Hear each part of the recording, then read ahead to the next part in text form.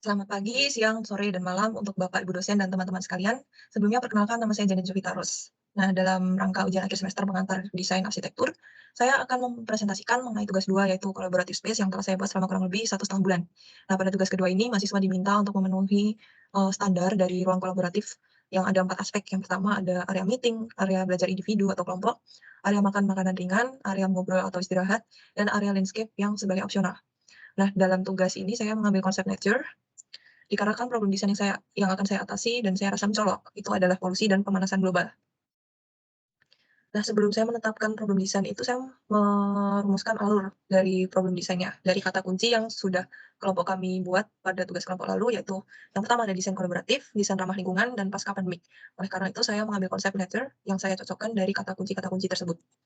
Nah, dari problem desain ini saya menemukan polusi udara, polusi suara, dan temperatur udara. Nah, polusi sendiri kan wujudnya bermacam-macam, ada udara, suara, ada tanah, air, dan lain-lain. Nah, namun fokus utama saya adalah polusi suara dan polusi udara. Kemudian sesuai dengan identifikasi site, nah, Universitas Atmajaya Yogyakarta terletak di perkotaan yang penuh dengan polusi udara. Dari pencemaran udara tersebut muncullah masalah global warming. Sehingga saya memutuskan untuk memikirkan desain yang sederhana minimalis dengan banyak nuansa alam, agar ruang kolaboratif tersebut dapat memberi kesan yang segar dan nyaman bagi setiap mahasiswa yang mengunjunginya.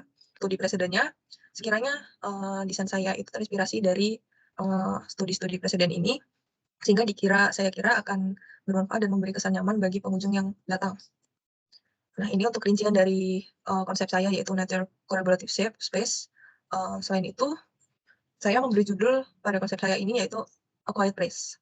Kenapa? Dikarenakan saya harap dari desain yang saya buat ini mampu memberikan kenyamanan dan tenang untuk ketenangan untuk pengunjung yang datang. Kemudian selanjutnya ini adalah diagram konsepnya. Yang pertama saya menemukan ada kebisingan, kurangnya vegetasi, dan suhu udara yang tinggi. Nah, itu saya jadikan satu sebagai polusi.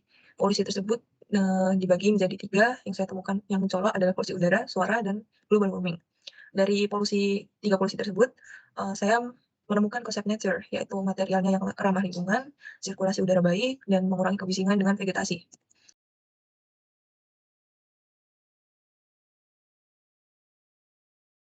Nah, bisa dilihat material utama saya itu menggunakan kayu ulin. Nah, selain tahan terhadap panas, kayu ulin ini juga tahan terhadap cuaca di Indonesia, terutama Jogja yang tidak menentu. Nah, selain itu, untuk menambah kesan alami, seperti yang sudah saya tulis di kualitas tadi, saya menggunakan batu andesit sebagai material dinding. Finishing-nya dengan cara diplester. Cara pemasangannya. Kemudian untuk konsep dari bangunan saya ini tuh ada semi outdoor dan indoor. Semi outdoor-nya dapat dilihat dari struktur railing kayu yang tertata rapi pada bagian ruang meeting dan ruang kelompok. Nah, konsep semi outdoor pada ruang meeting dan kelompok ini bertujuan agar sirkulasi udara lebih baik sehingga tidak menimbulkan polusi suara berlebih ketika sedang berdiskusi. Kemudian mengapa saya memisahkan ruang individu? Nah, hal ini tuh bertujuan agar pengunjung dapat lebih berkonsentrasi dengan ruang yang lebih tertutup dan view yang penuh vegetasi. Sehingga produktivitas pelaku itu tetap berjalan dengan baik tanpa terganggu apapun. Nah, kemudian di bagian tengah bangunan ini ada spot yang berbentuk organik ya. Ini bermaterial tempered glass. Nah, area ini tuh area makan. Selain itu, fungsi dari area makan ini itu sebagai penyatu ruang-ruang lainnya sehingga bentuk antar ruang satu dengan yang lainnya itu memiliki kesatuan. Fasad depan bangunan saya pilih menghadap ke selatan. Mengapa? Hal ini dikarenakan arah utara adalah jalur keluar masuknya kendaraan, sehingga konsentrasi bisalah tidak perlu terganggu jika fasad bangunan ini mengarah ke selatan. Nah, untuk menjauh polusi suara, saya menempatkan pagar hijau pada sisi utara bangunan untuk mengurangi polusi suara dan menyegarkan udara. Untuk bagian landscape berfungsi sebagai alur sirkulasi manusia dan tempat mengobrol di meja taman. Ini bisa dilihat pada tampak atas ini sudah terlihat landscape-nya dan ini ada meja tamannya. Nah, selain itu ada tangga yang tempat di lapangan lilin itu yang bisa digunakan untuk tempat beristirahat karena di sini ada beanbag ya sudah tersedia di sana. Nah, sehingga secara keseluruhan desain saya ini dengan konsep nature dapat menjawab problem desain polusi udara, suara, dan global warming. Nah,